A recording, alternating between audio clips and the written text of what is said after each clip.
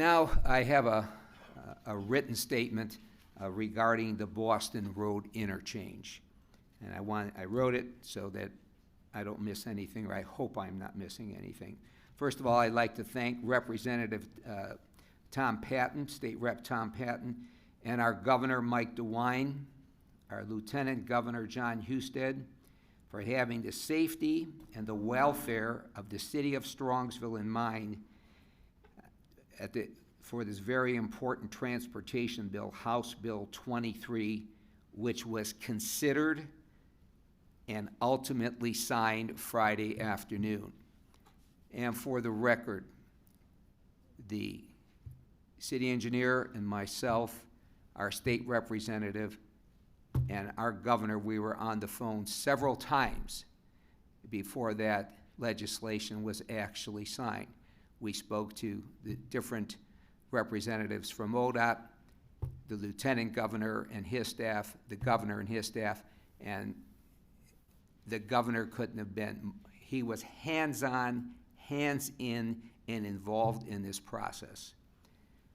Included in this bill was language under Section 5501.6, requiring the Department of Transportation to ensure that limited access, exit, and entrance interchanges to an interstate highway under certain conditions are constructed. An interchange at Boston Road at Route I-71 meets these conditions. As the governor said in his press conference on Friday, this traffic issue around the I-71 corridor from State Route 82 down to State Route 303 is an issue of public safety, not convenience, and has been an issue for a long period of time, like 25 years. Also, as the governor indicated, planning and developing an interchange to the interstate highway system is a very specific process predefined by the Ohio Department of Transportation, the Federal Highway Administration, and is usually a long process, known as ODOT's planned development process, with many steps, many hurdles. So I just want to caution everybody, let's not get ahead of ourselves. But the governor was clear. We need to come together as a community and as a region to solve the safety issue. And again, underscore safety issue. At this point, we all may have some opinion of what the solution might look like, but we are far from that solution. As this city council knows, last April, we started this process again by advertising for and evaluating and hiring an engineering consultant to at least get going on the first step, a planning study. If you recall, State Representative Tom Patton was able to secure $100,000 in funding for this work.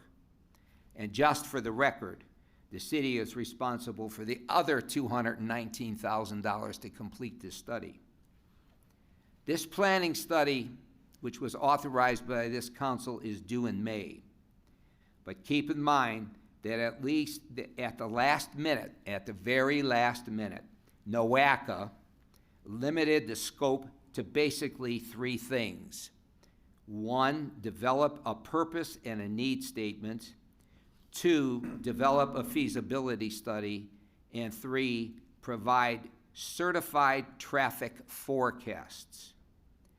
This feasibility study will evaluate several alternatives from what is called the no-build to a partial interchange to a full interchange and many alternatives in between.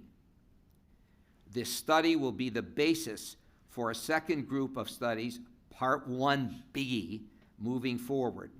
Just to point out that these further studies could cost another $300,000 to $400,000 currently unfunded, and will take another year to complete. It's this second group of studies that will drive the decision-making and cover things like, one, performing the environmental impact studies, which was discussed on the phone with the governor and the lieutenant governor. 2, developing a public involvement plan. There was some indication in the newspapers and through the media that the public isn't going to be involved. We're not there yet.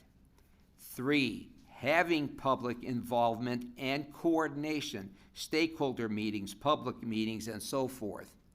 Again, this is in the process as we move forward. Item 4, then there will be an alternative evaluation report for the purposes of selecting a preferred alternative. 5, this all builds up to preparing what's known as an interchange justification study for the preferred alternative. Once this is all approved by ODOT and the Federal Highway Administration, we can start drawing actual construction plans. So there's a long way to go to constructing a new interchange. We are thankful for State Representative Tom Patton, Governor Mike DeWine and his staff, and the intervention to get this moving and taking the safety situation seriously. Even before we finish these studies, we are going to listen to the governor's advice and be meeting with neighboring communities to find some common ground and safety solutions. That's the end of my report. Thank you, Mr. Mayor. Finance Department, Mr. Dean. Thank you, Mr. President. I certify that all funds are available for all ordinances and resolutions on tonight's agenda. Thank you. Thank you. Mr. Jameson, Law Department. All ordinances and resolutions are in proper legal form. That concludes my report. Thank you. Now we come to the segment of our meeting for audience participation.